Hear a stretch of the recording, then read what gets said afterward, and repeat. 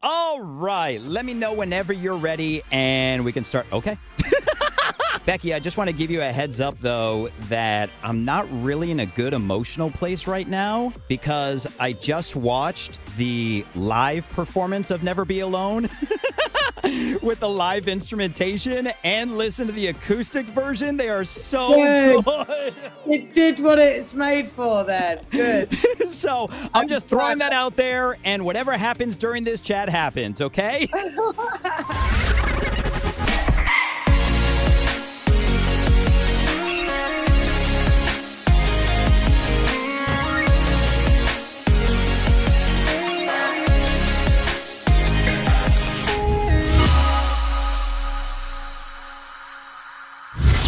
Becky Hill, first of all, hair looks amazing. Thank you very much. I'm getting ready for my final show on the European tour. So I've just done, this will be show 10 out of 10 tonight.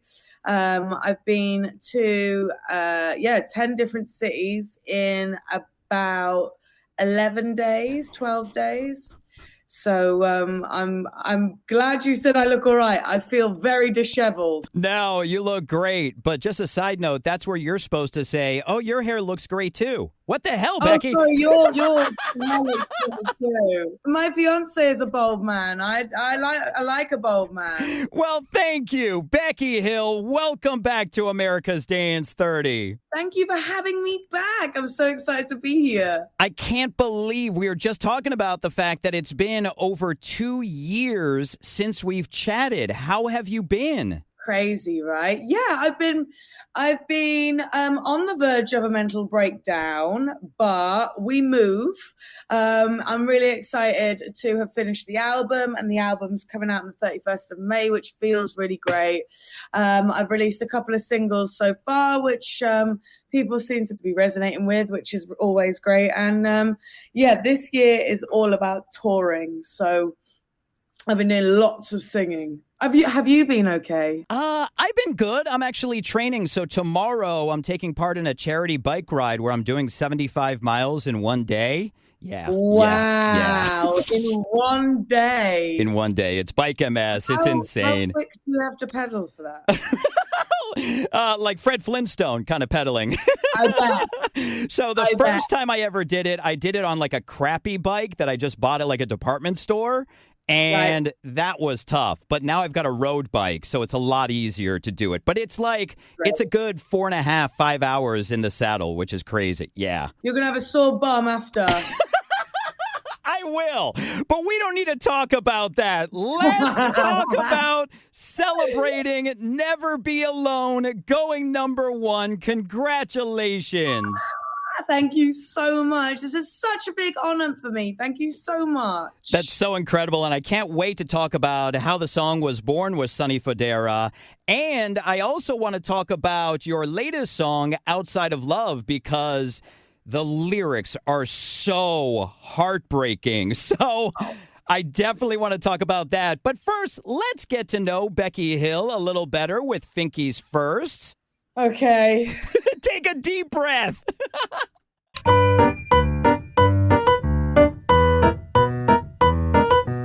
I always love finding out the origin story of artists. Now, I know that you started with music at a really young age, and then you also tried out for The Voice UK, correct? That is correct, yes. But when you were growing up, was music the first thing you wanted to get into, or was there something else you wanted to be? I was very confused. I knew I wanted to perform in some way. I always had actor in my mind, but I do have a memory of being around the age of, I must have been about 3, and watching a UK show called Top of the Pops. Do you know about Top of the Pops? I don't. So it doesn't exist anymore. There's very limited number of music shows, but Top of the Pops used to be the TV show that was on every Saturday, and it would have live performances. Well, live performances. They were always mimed, but they always used to have live performances from the artists in the charts. And I remember watching Sonique, who did one of the biggest classic dance records. Feels So Good. Yeah, I'd say definitely in my lifetime.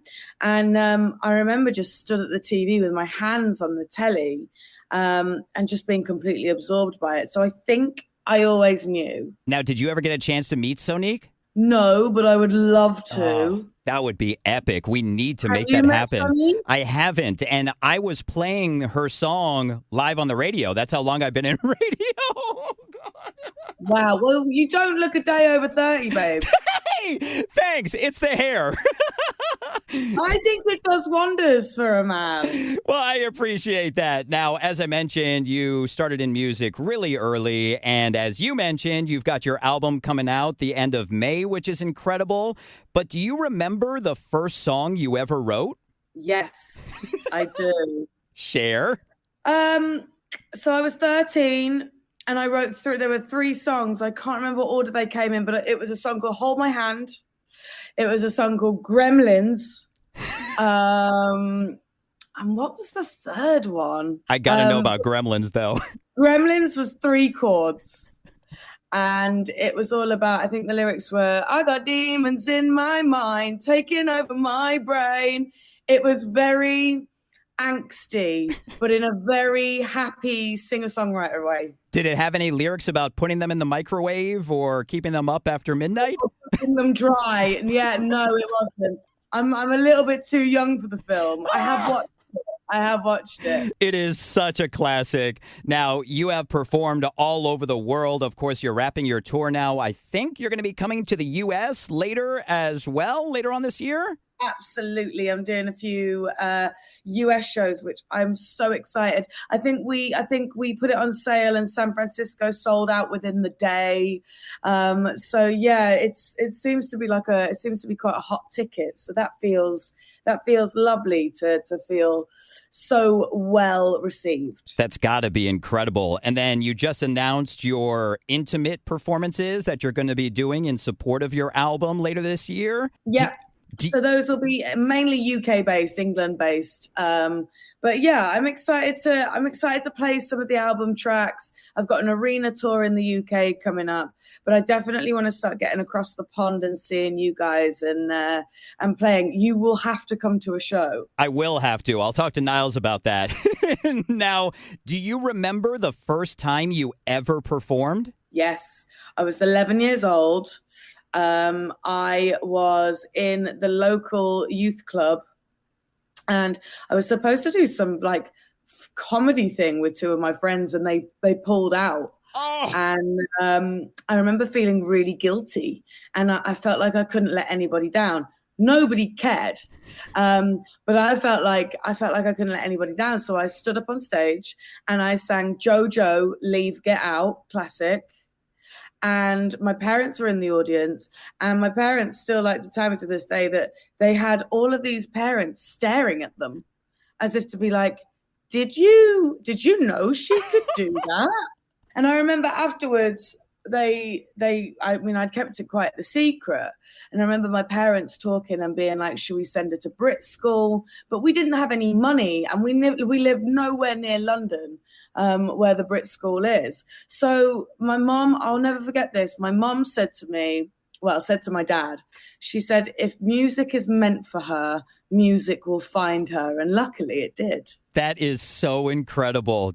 And she, of course, remembers all that. Yeah, I mean, it was just as surprising to them. I just kind of been like humming under my breath in my bedroom. And then all of a sudden I'm there singing riffs of JoJo, who is one of the best vocalists of our generation. That is amazing. Now, speaking of performances and with you being on the tour right now, what's normally the first thing you do on show days? And what's the first thing you do when you get done performing? So I always try and find a spa, like a steam room. I think it's really, really important to try and relax as much as possible and also make sure my vocal cords have had some sort of steam passing through them a few hours before the gig. And what I've started doing now, which has alleviated a lot of stress, but I'll get in the cab, I'll go to the show about 15 minutes before, I'll go on stage, I'll do the show, and as I finish the last song, I'll get straight back into a cab and go to bed. Wow. Do you know why? Because firstly, I spend far too long talking to fans. And secondly, the people I tour with, my musicians, love to drink. And you want to So get out. Yeah. I'm very easily tempted. So I have to get away from them as quick as possible. The Irish goodbye. Smart. Very much that. Yeah. Great show, everyone. And then off I am. Peace out. Yeah, literally. Now, finally, in honor of never being alone, going number one, what is the first thing you like to do when you finally get alone? Let me rephrase that. When you finally get in the cab and you're by Yes, yourself. Okay, fine, good, great. Glad you rephrased that.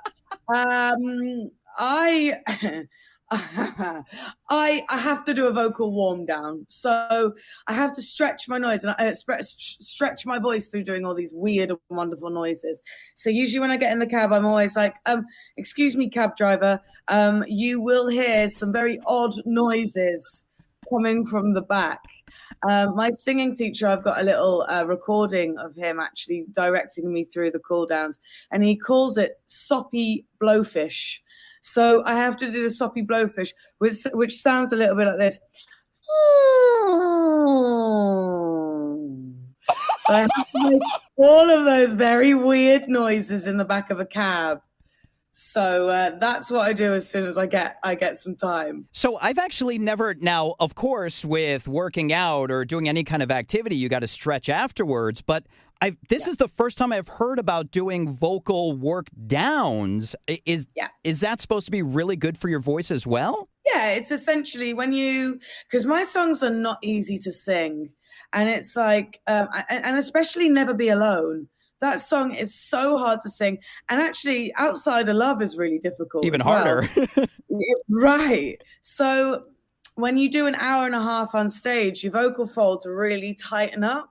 So when you come off stage, you have to like run through your range to stretch them all out and bring them back down to being a bit more relaxed. Otherwise, they just stay tight and it makes the next show really difficult. I might have to start doing that because obviously I use my voice a lot too, being in radio. So I might have to start doing that. Absolutely. It's your moneymaker. Absolutely. Now, speaking of your songs being difficult to sing, do you ever regret writing songs with notes that they are... Yes, I do. Yes, I do. In fact, every show I regret writing songs that big. But also, I kind of love the challenge. And I pride myself on being a great vocalist live. Like, the amount of artists I've seen that sound amazing in the studio and on studio records, and then you see them live and you're like, oh, there's a lot of backing track there. You know, I make sure that I try my best to sound as close to the studio version, if not better than the studio version when I'm live. I just feel like it gives people the proper experience. Absolutely. And I've watched a lot of your acoustic stuff, and you do an amazing job at that. So congratulations. Let's talk about this number one. How was Never Be Alone born with Sonny Fodera? So, I work a lot with a woman called Karen Paul. Now, for anybody that remembers Karen Paul, she was in a band with her sister called Alicia's Attic in the 90s. Might have just been a UK thing, but Karen then started being a songwriter, and she wrote one of my favorite dance records of all time, which is Lola's Theme by the Shapeshifters. Oh, wow. Huge record, and went on to write for Kylie and loads of other artists.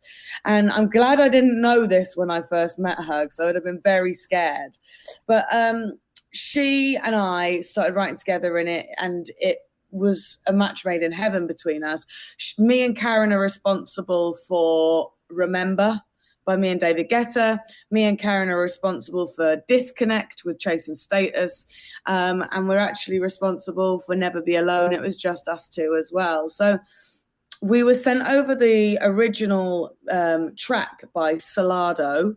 And then we wrote Never Be Alone. And then it just didn't sound quite right for a couple of years. that we were playing it live. And then we sent it to Sonny, and Sonny just completely transformed it into the record that you hear now. And I was very grateful that he, came on the record, because it was almost like he knew exactly what to do to make this record sound as good as it does now. That's so incredible. And you say a few years of performing live. How long ago did you guys start working on it? So it was just after lockdown. Wow. And if you listen to the lyrics, it's all about being away from people that you love and having people kind of losing their minds in lockdown and feeling so isolated from their friends and not being able to connect with others. So, yeah, I think we wrote it back in 2021. That is incredible. Well, congratulations on it going number one. Let's talk really quickly about the latest song, Outside of Love. Like I mentioned, some of the lyrics are just so heartbreaking in it. One of my favorites is, should we admit that I'm not enough? I mean, oh, my God, that is like a dagger to the heart. How was that song born? So I had a writing session with Mike Kintish, who is responsible for a song of mine called I Could Get Used to This. Charlotte Haining, who is responsible for a song of mine called My Heart Goes. So I'd worked with these two people for a very long time, and I was very close to them. And we'd written a lot of songs together. And I worked with Italian duo brothers Parisi for the first time. I was huge fans of theirs. And anyway, I'd kind of started off this week being like, everything's amazing. I'm so in love. Like, me and my fiance getting on really well. And by day 3, everything had changed. So all of a sudden I was going in and I was like, he's just not speaking to me. He's not letting me in. It feels like everything I say and do irritates him. I think he might be falling out of love with me. And I could see Mike just in the corner typing it all down. And we wrote the story together, but they wrote it in such a way that was capturing everything that I wanted to say. And it told the story beautifully. And I think I couldn't really put those feelings into words at the time. And that story, that song encapsulated the story for me quite a lot. And I found myself feeling like that quite a lot, not just within my relationship, but when I go to parties and I'm stood with a load of people and I still feel desperately lonely because I don't feel like I connect with people. And, and I think this song, this is a concept that I haven't really heard written in a quote unquote dance song forever, really. This idea that you could be so in love with somebody but still feel so far away from them, even though they're sat next to you. And I really hope that other people resonate to this record, because it really helped me through quite a lot of dark times. It really is. We're fine, by the way. We're still engaged. Did you play it for him and tell him that it was originally about him? I didn't have to tell him, babe. I didn't have to tell him. He knew. I saw the video that you posted of you singing it a cappella. I think it was in Berlin, I want to say. And all the tourists are just walking around you. They have no idea that it's you. No idea. And you know what? As I was finishing recording that, we were getting back in the car and I heard, Becky, oh my God, Becky Hill. And I was like, oh my God, German fans. And I turned around. They were actually Irish. And I thought, you go all the way to Berlin and you still meet Irish people. And they were such sweet girls, and they actually came to the Berlin show the other day. So it was really cute to bump into those girls. That is so incredible. Well, congratulations on everything you got going on. Not only the number one, not only your new stuff, not only your album coming out the end of May, your tour and the intimate shows.